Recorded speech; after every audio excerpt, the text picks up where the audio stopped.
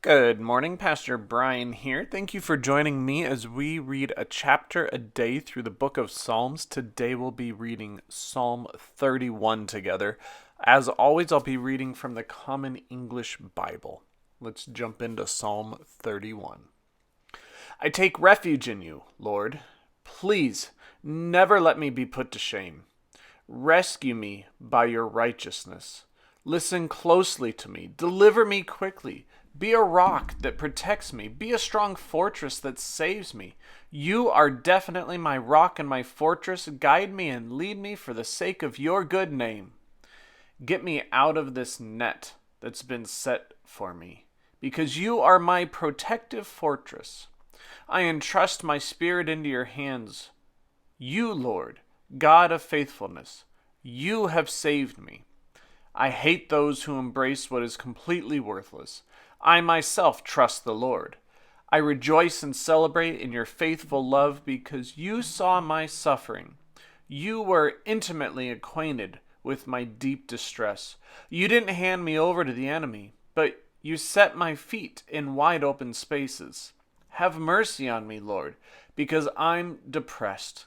My vision fails because of my grief, as do my spirit and my body. My life is consumed with sadness. My years are consumed with groaning. Strength fails me because of my suffering. My bones dry up. I'm a joke to all my enemies, still worse to my neighbors. I scare my friends, and whoever sees me in the street runs away. I am forgotten, like I'm dead, completely out of my mind. I am a piece of pottery destroyed. Yes, I've heard all the gossiping, terror all around. So many gang up together against me. They plan to take my life. But me, I trust you, Lord. I affirm, you are my God. My future is in your hands. Don't hand me over to my enemies, to all who are out to get me. Shine your face on your servant. Save me by your faithful love. Lord, don't let me be put to shame, because I have cried out to you. Let the wicked be put to shame. Let them be silenced in death's domain.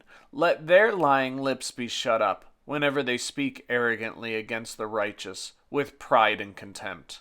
How great is the goodness that you've reserved for those who honor you, that you commit to those who take refuge in you, in the sight of everyone. You hide them in the shelter of your wings, safe from human scheming. You conceal them in a shelter safe from accusing tongues.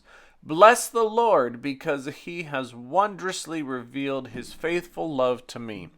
When I was like a city under siege, when I was panicked, I said, I'm cut off from your eyes. But you heard my request for mercy when I cried out to you for help. All who are faithful love the Lord.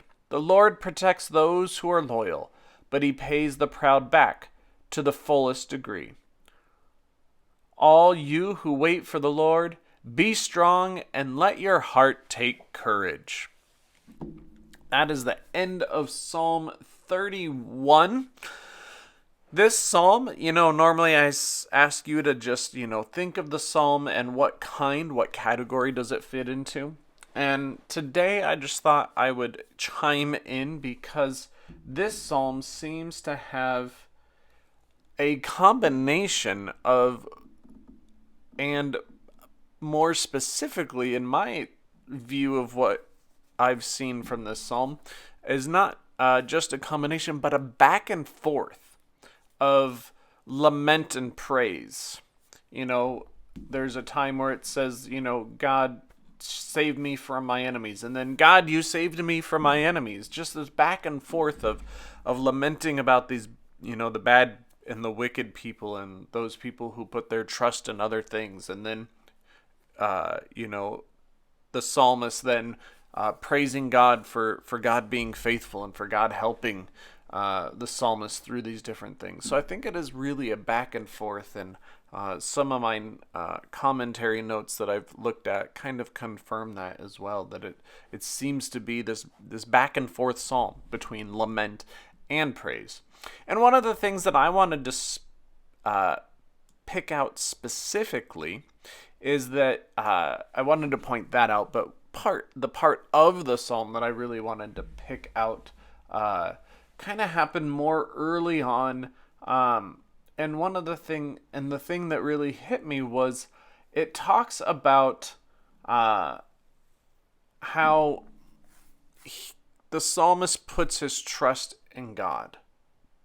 I entrust my spirit into your hands. You, Lord, God of faithfulness, who have saved me. That's verse 5. I hate those who embrace what is completely worthless. I myself trust the Lord. And why that struck me personally is because, there's so many times when we try to put maybe not our trust, but we try to put different things in God's place. Things aren't going well, and so then we turn to this thing. Or, things just really are terrible right now, and so we go that way and look somewhere else.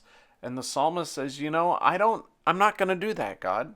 I'm going to stick with you. I'm going to put my spirit in your hands.